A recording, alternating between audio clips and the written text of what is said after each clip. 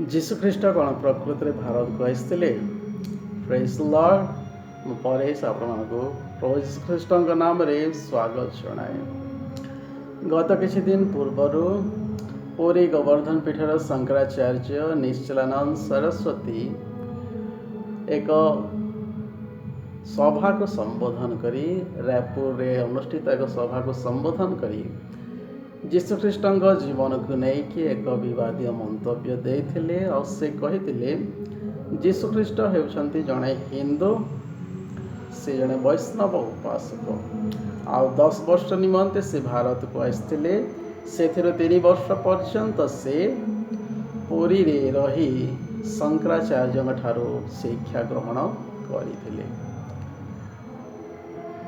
ତ ଯୀଶୁଖ୍ରୀଷ୍ଟଙ୍କୁ 10 ବର୍ଷ ପର୍ଯ୍ୟନ୍ତ ଭାରତକୁ ଟାଣି ଆଣି ତାଙ୍କୁ ହିନ୍ଦୁ ବୋଲି ଉପସ୍ଥାପନା କରିବାରେ ଶଙ୍କରାଚାର୍ଯ୍ୟଙ୍କର ଉଦ୍ଦେଶ୍ୟ କ'ଣ ଥାଇପାରେ? ସେ କେଉଁ ଉଦ୍ଦେଶ୍ୟରେ ଏହି ମନ୍ତବ୍ୟ ଦେଲେ? ସେ ବିନା ପ୍ରମାଣ ଓ ତଥ୍ୟ ଦେଇକି କହିଗଲେ ଯେ ଯୀଶୁଖ୍ରୀଷ୍ଟ ହେଉଛନ୍ତି ହିନ୍ଦୁ ଆଉ ସେ ବୈଷ୍ଣବ ଉପାସକ ଥିଲେ, ସେ ଶଙ୍କରାଚାର୍ଯ୍ୟଙ୍କ ଠାରୁ ଶିକ୍ଷା ଗ୍ରହଣ କରିଥିଲେ। ତାଙ୍କର ଅନ୍ୟ କିଛି ଉଦ୍ଦେଶ୍ୟ ନୁହେଁ, କାରଣ ଯେହେତୁ ସେ ଦେଖୁଅଛନ୍ତି ଭାରତବର୍ଷରେ ଏବେ ଖ୍ରୀଷ୍ଟିଆନ ଧର୍ମର ପ୍ରଚାର ଓ ପ୍ରସାର ବହୁ ମାତ୍ରାରେ ହେଉଅଛି। ସେଥିପାଇଁ ଖ୍ରୀଷ୍ଟିଆନମାନଙ୍କୁ ନିରୁତ୍ସାହିତ କରିବା ନିମନ୍ତେ ସେ ଏହି ମନ୍ତବ୍ୟ ଦେଇଅଛନ୍ତି। ଏହା ଛଡ଼ା ତାଙ୍କର ଅନ୍ୟ କିଛି ଉଦ୍ଦେଶ୍ୟ ନୁହେଁ। ସେ ଯେତେବେଳେ ଯୀଶୁଖ୍ରୀଷ୍ଟଙ୍କୁ ଜଣେ ହିନ୍ଦୁ ବୋଲି କୁହନ୍ତି, ଏ ହିନ୍ଦୁ ଶବ୍ଦର ଅର୍ଥଟା କ'ଣ? ପୁଣି ଏହି ହିନ୍ଦୁ ଶବ୍ଦଟା ହିନ୍ଦୁ ଧର୍ମଶାସ୍ତ୍ରର କେଉଁ ଶାସ୍ତ୍ରରେ ଲେଖାଯାଇଅଛି? ଆଉ ଏହି ହିନ୍ଦୁ ଶବ୍ଦର ପ୍ରଚଳନଟା କେବେ ହେଇଥିଲା? ଏହାକୁ ଯଦି ଶଙ୍କରାଚାର୍ଯ୍ୟ ବୁଝେଇ ଦେଇଥାନ୍ତେ ତେବେ ବହୁତ ଭଲ ହେଇଥାନ୍ତା। ଶଙ୍କରାଚାର୍ଯ୍ୟ ଯେହେତୁ ହିନ୍ଦୁ ଧର୍ମାବଲମ୍ବୀମାନଙ୍କର ଆଦର୍ଶ ଅଟନ୍ତି, ସେଥିପାଇଁ ହିନ୍ଦୁମାନେ ତାଙ୍କର ପ୍ରତ୍ୟେକ କଥାକୁ ସତ୍ୟ ବୋଲି ଧରି ନେଇଥାନ୍ତି। ଆଉ ସେଥିପାଇଁ ଶଙ୍କରାଚାର୍ଯ୍ୟଙ୍କୁ ନିଜେ ଏହି ମନ୍ତବ୍ୟ ଦେବାକୁ ପଡ଼ିଥିଲା ଆଉ କହିବାକୁ ପଡ଼ିଥିଲା ଯେ ଯୀଶୁଖ୍ରୀଷ୍ଟ ହିନ୍ଦୁ ଅଟନ୍ତି। ଯେପରି ହିନ୍ଦୁମାନେ ଆନନ୍ଦିତ ହେଇଯିବା କହିବେ, ଦେଖ ଯୀଶୁ ମଧ୍ୟ ହିନ୍ଦୁ ଥିଲେ। ଆଉ ମୁଁ କହିବାକୁ ଚାହେଁ, ଅନେକ ସମୟରେ ଶଙ୍କରାଚାର୍ଯ୍ୟମାନେ ଏଇ ତାଙ୍କର ଲୋକମାନଙ୍କ ଯେଉଁ ଶ୍ରଦ୍ଧା ତାଙ୍କ ପ୍ରତି ଅଛି ତାର ସୁଯୋଗ ନେଇକି ସେମାନେ ଅନେକ ସମୟରେ ବିବାଦୀୟ ମନ୍ତବ୍ୟ ମଧ୍ୟ ଦେଇଥାନ୍ତି। କେତେଟା ତାଙ୍କର ମନ୍ତବ୍ୟ ଆମେ ଦେଖୁଥିବା, ଶଙ୍କରାଚାର୍ଯ୍ୟମାନଙ୍କର କେତେଟା ବିବାଦୀୟ ମନ୍ତବ୍ୟ ଦେଖିବା। ଗତ 2 ମାସ ତଳେ ନିଶ୍ଚଳାନନ୍ଦ ସରସ୍ୱତୀ ସେ ଗୋଟିଏ ମନ୍ତବ୍ୟ ଦେଇଥିଲେ ଆଉ କହିଥିଲେ ଆଦିବାସୀ ଶବ୍ଦ ଯେହେତୁ ଭ୍ରାମକ ଶବ୍ଦ ଅଟେ, ତେଣୁ ଏହି ଶବ୍ଦକୁ ଉଚ୍ଛେଦ କରିବା ଉଚିତ। ତାଙ୍କର ଏହି ମନ୍ତବ୍ୟକୁ ନେଇକି ଆଦିବାସୀମାନଙ୍କ ମଧ୍ୟରେ ଅସନ୍ତୋଷ ଦେଖାଯାଇଥିଲା। ସେମାନେ କ୍ଷୋଭ ପ୍ରକାଶ କରିଥିଲେ। ଏପରିକି ନିଖିଲ ଉତ୍କଳ କୋଇ ସମାଜ ଜି ଉଦୟଗିରି ଆଦର୍ଶ ଥାନାରେ ଏକ ମାମଲା ଦାୟର କରିଥିଲେ ଆଉ ରାଷ୍ଟ୍ରପତିଙ୍କ ଉଦ୍ଦେଶ୍ୟରେ ଏକ ପତ୍ର ମଧ୍ୟ ଲେଖିଥିଲେ। ସ୍ୱାମୀ ସ୍ୱରୂପାନନ୍ଦ ସରସ୍ୱତୀ ଯିଏକି ଶାରଦା ପୀଠର ଶଙ୍କରାଚାର୍ଯ୍ୟ ଥିଲେ, ଅନେକ ବର୍ଷ ପୂର୍ବରୁ ସେ ଗୋଟିଏ ମତ ଦେଇଥିଲେ ଆଉ କହିଥିଲେ ଶିରିଡ଼ି ସାଇ ଯେହେତୁ ଭଗବାନ ନୁହନ୍ତି, ତେଣୁ ହିନ୍ଦୁମାନେ ତାଙ୍କର ଉପାସନା କରିବା ଅନୁଚିତ। ତାଙ୍କର ଏହି ମନ୍ତବ୍ୟକୁ ନେଇକି ଶିରିଡ଼ି ଭକ୍ତମାନଙ୍କ ମଧ୍ୟରେ ବହୁତ ଅସନ୍ତୋଷ ଦେଖାଯାଇଥିଲା। ସେମାନେ ମଧ୍ୟ ପ୍ରତିକ୍ରିୟା ଦେଇଥିଲେ। ସ୍ୱାମୀ ସ୍ୱରୂପାନନ୍ଦ ସରସ୍ୱତୀ ଆଉ ଏକ ମନ୍ତବ୍ୟ ଦେଇଥିଲେ, ମହିଳାମାନଙ୍କୁ ନେଇକି ସେ କହିଥିଲେ ମହିଳାମାନେ ଶୂଦ୍ର ଅଟନ୍ତି ବୋଲିକି। ଆଉ ତାଙ୍କର ଏହି ମନ୍ତବ୍ୟ ମଧ୍ୟ ଅନେକଙ୍କୁ ଅସନ୍ତୁଷ୍ଟ କରିଥିଲା। ମୋର କହିବାର ଅର୍ଥ ହେଲା, ଶଙ୍କରାଚାର୍ଯ୍ୟମାନେ ମଧ୍ୟ ମଣିଷ ଅଟନ୍ତି ଆଉ ସେମାନେ ମଧ୍ୟ ଅନେକ ସମୟରେ ଭୁଲ ମନ୍ତବ୍ୟ ଦେଇଥାନ୍ତି ଆଉ ଲୋକମାନଙ୍କୁ ବିଭ୍ରାନ୍ତ କରିଥାନ୍ତି। ତେବେ ଯୀଶୁଖ୍ରୀଷ୍ଟ ଯଦି ଭାରତକୁ ଆସିଥିଲେ ଆଉ ଶଙ୍କରାଚାର୍ଯ୍ୟଙ୍କ ଠାରୁ ଶିକ୍ଷା ଗ୍ରହଣ କରିଥିଲେ, ତେବେ କେଉଁ ଶଙ୍କରାଚାର୍ଯ୍ୟ ତାହାଙ୍କୁ ଶିକ୍ଷା ଦେଇଥିଲେ ସେ ବିଷୟ ଯଦି ଆମେ ଚିନ୍ତା କରିବା, ତେବେ ତେବେ ଜାଣିପାରିବା ଜଗତଗୁରୁ ଆଦି ଶଙ୍କରାଚାର୍ଯ୍ୟ ହେଉଛନ୍ତି ଚାରି ଧାମ ବା ଚାରି ମଠର ପ୍ରତିଷ୍ଠାତା। ଚାରି ମଠ ଯେଉଁଟାକି ଜ୍ୟୋତିର୍ମଠ, ଶାରଦା ମଠ, ସିଙ୍ଗିରି ମଠ ଆଉ ଗୋବର୍ଦ୍ଧନ ମଠ। ତାଙ୍କର ଜନ୍ମକୁ ନେଇକି ଅନେକ ବିବାଦ ରହିଅଛି। ଆଉ କେହି କିନ୍ତୁ ଅନେକ ଐତିହାସିକଙ୍କ ମତରେ ତାଙ୍କର ଜନ୍ମ 788 ଖ୍ରୀଷ୍ଟାବ୍ଦରେ ହେଇଥିଲା। ଆଉ ଯେତେବେଳେ ତାଙ୍କୁ 32 ବର୍ଷ ହେଉଥିଲା ଅର୍ଥାତ୍ 820 ଖ୍ରୀଷ୍ଟାବ୍ଦରେ ସେ ମୃତ୍ୟୁବରଣ କରିଥିଲେ। ସେ କେରଳର କଲାଦି ଗ୍ରାମରେ ଜନ୍ମଗ୍ରହଣ କରିଥିଲେ। ତାଙ୍କର ପିତାଙ୍କ ନାଁ ଥିଲା ଶିବଗୁରୁ ଓ ମାତାଙ୍କ ନାଁ ଥିଲା ଆରମ୍ଭା। ଯୀଶୁଖ୍ରୀଷ୍ଟଙ୍କ 700 ବର୍ଷ ପରେ ଯଦି ଶଙ୍କରାଚାର୍ଯ୍ୟଙ୍କର ଜନ୍ମ ହୋଇଥିଲା, ତେବେ ଯୀଶୁ ଯଦି ଭାରତକୁ ଆସିଥିବେ, ତେବେ ସେ ସମୟରେ କେଉଁ ଶଙ୍କରାଚାର୍ଯ୍ୟ ଥିବେ ଯିଏକି ଯୀଶୁଖ୍ରୀଷ୍ଟଙ୍କୁ ଶିକ୍ଷା ଦେଇଥିବେ? ଏହା ଗୋଟେ ବଡ଼ ପ୍ରଶ୍ନ ଅଟେ। ତାପରେ ଯଦି ଆମେ ଦେଖିବା ଯୀଶୁଖ୍ରୀଷ୍ଟଙ୍କ ଭାରତ ଆଗମନକୁ ନେଇକି ଆଉ ଏକ ଭିନ୍ନ ମତ ମଧ୍ୟ ରହିଅଛି। ଗୋଟେ ବହି ଦ ଅନନୋନ୍ ଲାଇଫ୍ ଅଫ୍ ଜିଜସ୍ ଖ୍ରାଇଷ୍ଟ, ବହିର ରଚୟିତା ଯିଏକି ନିକୋଲାସ୍ ନଟୋଭିଚ୍ ଅଛନ୍ତି। ସେ ଜଣେ ରୁଷୀୟ ସାମ୍ବାଦିକ ଥିଲେ। ଆଉ 1887 ମସିହାରେ ସେ ଯେତେବେଳେ ଭାରତକୁ ପରିଦର୍ଶନ କରିବାକୁ ଆସିଥିଲେ, ତାଙ୍କର ମତରେ ସେ ଏହା ଲେଖନ୍ତି ଆଉ କୁହନ୍ତି। ସେ ଯେତେବେଳେ ଭାରତକୁ ଆସିଥିଲେ, ବିଭିନ୍ନ ତୀର୍ଥସ୍ଥଳକୁ ଦେଖିଲା ପରେ, ବିଭିନ୍ନ ପର୍ଯ୍ୟଟନ ସ୍ଥଳକୁ ଗଲା ପରେ ସେ ଲଦାଖ ଯାଇଥିଲେ। ଲଦାଖର ଏକ ବୌଦ୍ଧିଷ୍ଟ ମଠକୁ ଯାଇକି ସେ ଯେତେବେଳେ ସେମାନଙ୍କ ସହିତ କଥାବାର୍ତ୍ତା କରିଥିଲେ, ସେଇଠି ଏକ ବହି ସେ ପାଇବାର କହନ୍ତି ଯେ, ଆଉ ସେ ବହିର ନାଁ ଲାଇଫ୍ ଅଫ୍ ଇସା ବୋଲି ବହି। ଆଉ ଯେଉଁ ବହିରେ ଯୀଶୁଖ୍ରୀଷ୍ଟ ଭାରତକୁ ଆସିବା ବିଷୟରେ ଦର୍ଶାଯାଇଥିଲା ବୋଲିକି ନିକୋଲାସ୍ ନଟୋଭିଚ୍ ତାଙ୍କର ବହିରେ ଲେଖନ୍ତି। ଆଉ ଯେତେବେଳେ ଯୀଶୁଖ୍ରୀଷ୍ଟଙ୍କୁ 14 ବର୍ଷ ହେଇଥିଲା ସେ ଭାରତକୁ ଆସିଥିଲେ ବୋଲି ସେ ତାଙ୍କ ବହିରେ ଉଲ୍ଲେଖ କରନ୍ତି। ଯୀଶୁଖ୍ରୀଷ୍ଟ ଯଦି 2000 ବର୍ଷ ପୂର୍ବେ ଭାରତକୁ ଆସିଥିଲେ, ତେବେ ସେହି ସମୟରେ ଭାରତର ପରିସ୍ଥିତି ବା ସେ ଯେଉଁ ରାସ୍ତା ଦେଇକି ଆସିଥିବେ, କିପରି ସେ ଆସିଥିବେ, ଏହା ଗୋଟେ ହେଉଛି ବଡ଼ ପ୍ରଶ୍ନ।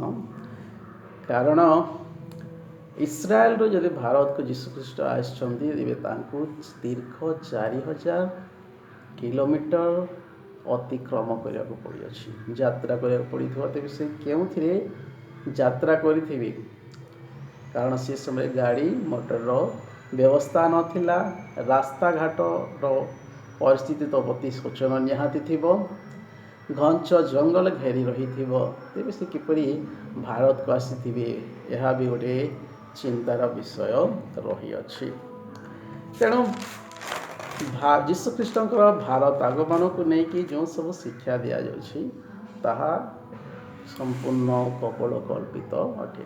ତଥାପି ଯଦି ଆମେ ମାନିନେବା ଯେ ଯୀଶୁଖ୍ରୀଷ୍ଟ ଭାରତକୁ ଆସିଥିଲେ, ତେବେ ସେ କାହାଠାରୁ ଶିକ୍ଷା ଗ୍ରହଣ କରିଥିବେ? ସେ ଶଙ୍କରାଚାର୍ଯ୍ୟଙ୍କ ଠାରୁ ଶିକ୍ଷା ଗ୍ରହଣ କରିଥିବେ ନା ବୌଦ୍ଧିଷ୍ଟ ଲାମାଙ୍କ ଠାରୁ ସେ ଶିକ୍ଷା ଗ୍ରହଣ କରିଥିବେ? ଯଦି ସେ ଶଙ୍କରାଚାର୍ଯ୍ୟଙ୍କ ଠାରୁ ଶିକ୍ଷା ଗ୍ରହଣ କରିଅଛନ୍ତି, ତେବେ ଯୀଶୁଖ୍ରୀଷ୍ଟ ଅନ୍ତତଃ ନିଜକୁ ବିଷ୍ଣୁଙ୍କର ଅବତାର ବୋଲିକି ଉପସ୍ଥାପନ କରିପାରିଥାନ୍ତେ। କାରଣ ଆମେ ସମସ୍ତେ ଜାଣୁ ଏହି ଦିନମାନଙ୍କରେ ଯୀଶୁଙ୍କର ଯେଉଁ ଲୋକପ୍ରିୟତା ରହିଅଛି, ଯୀଶୁଙ୍କର ଯେଉଁ ଆଦର ରହିଅଛି, ବିଷ୍ଣୁ ଅବତାରର ଯେକୌଣସି ଅବତାରଙ୍କ ଠାରୁ ତାହାଙ୍କର ଆଦର ଊର୍ଦ୍ଧ୍ୱରେ ଅଟେ। ଦ୍ୱିତୀୟରେ ଯଦି ଆମେ ଦେଖିବା, ଯଦି ସେ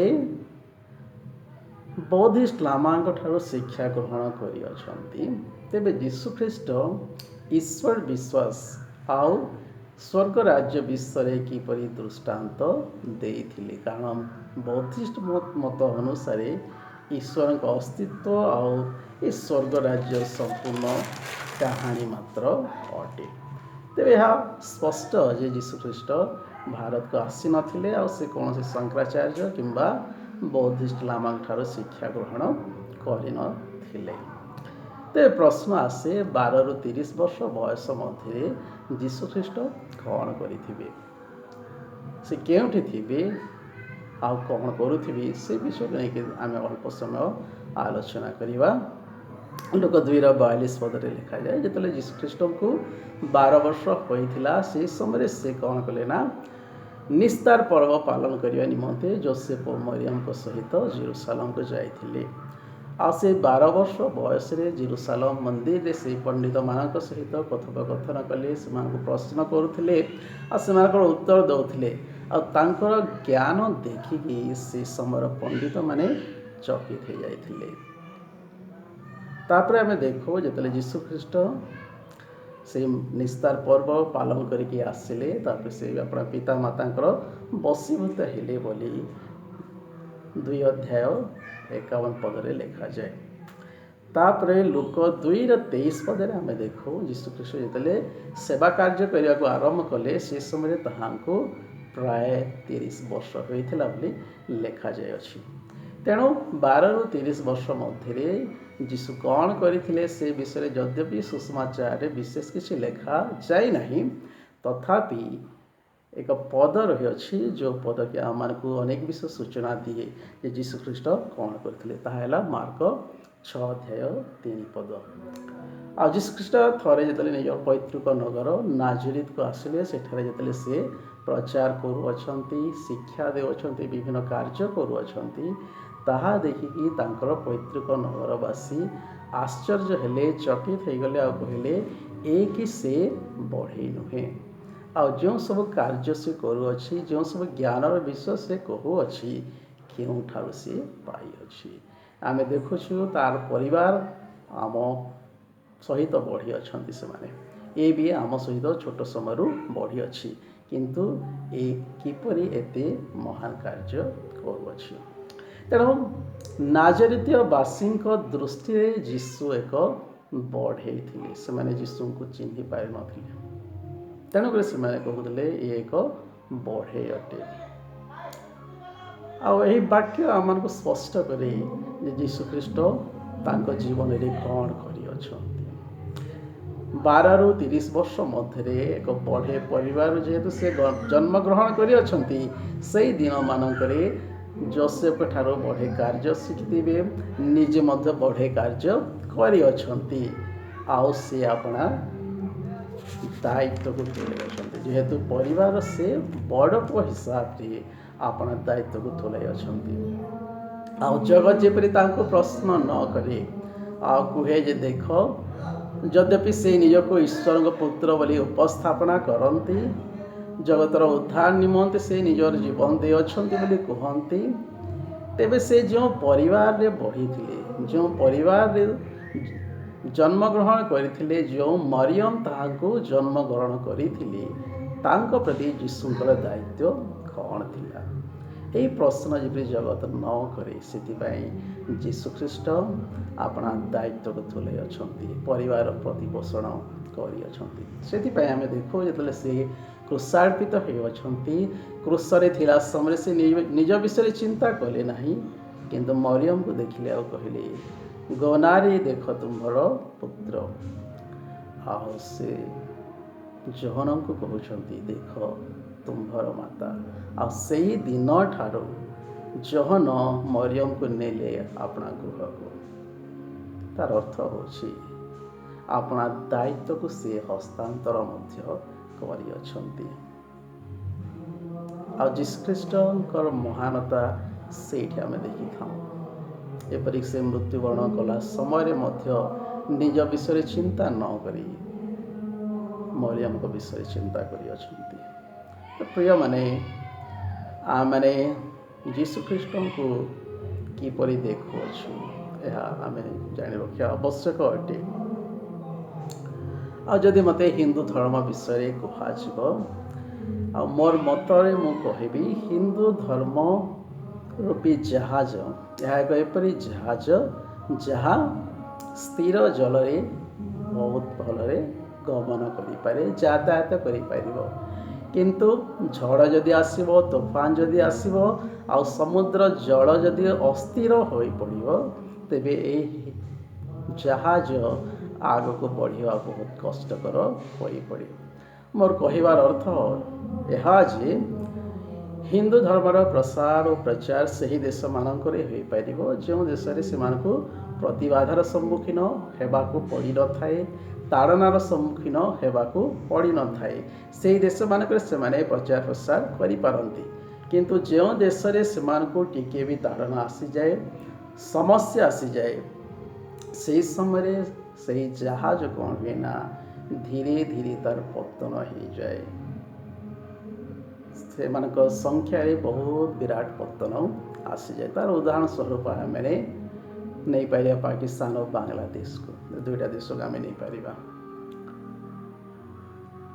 विदेशर कथा छाड़ी दिंतु भारतर कथा जदि आम चिंता करवा आज दिन मानक गोटे एपरी परिवेश सृष्टि करा जाउछि गोटे गोटे भूल परिवेशटा सृष्टि कर दिया जाउछि सेतिपाई ए देशर गोटे राजनीतिक दल को गोटे कथा कहवाक पड़ुछि राजनीतिक दलर नेता मानक यही कथा कहवाक पड़ुछि जे आमे जेते दिन पर्यंत शासन गादी रे अछु हिंदू माने सुरक्षित अछंती आमे जदि शासन रु पलै गलु तेबे हिंदू मानकर समस्या बहुत बढ़ी जीव आ प्रिय मैंने आम जानूँ भारत वर्ष रे हिंदू मानकर संख्या होची 80% आ 80% हिंदू जदि 20% अण हिंदू को भयभीत करुछंती ताठू आ दुखर कथा कौन हो पारे तथापि सही नेता माने अनेक आउ एक परिस्थिति रे कहती आम माने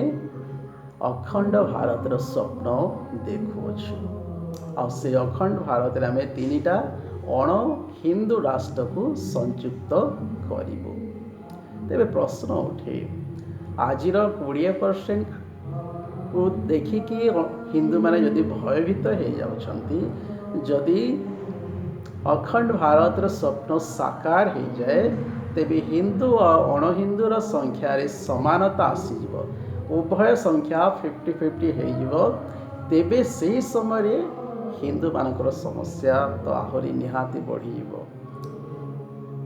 तेणु यही दिन मानक हिंदू मानकर मन को चिणवा प्राय समस्ते प्रयास कर चली धार्मिक नेता मैंने जमती प्रयास कर चली पॉलिटिकल लीडर्स मैंने सेमती प्रयास कर चली आ केवल भ्रांत करिकी सेमानकर मन को चिणवा यही प्रयास सब चली किंतु ख्रीष्ट रे प्रिय भाई भौणी मैंने आम मैंने विचलित होगा आवश्यक नुहे यही जो विषय रही अछि जीशुंकर भारत आगमन को लेकिन जो विषय रही यह अति पुरातन अटे केवल यहाँ रूपांतरित कराई नूतनीकरण कराई तो प्रभु आमको आशीर्वाद करंतु बुझापी शक्ति प्रदान करंतु आमीन।